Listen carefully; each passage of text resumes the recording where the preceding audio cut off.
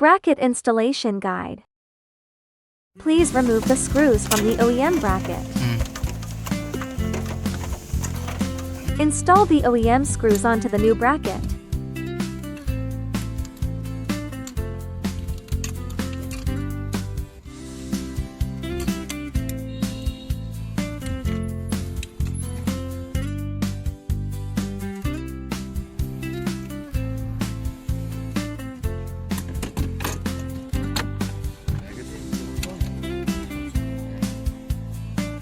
Please secure the new bracket.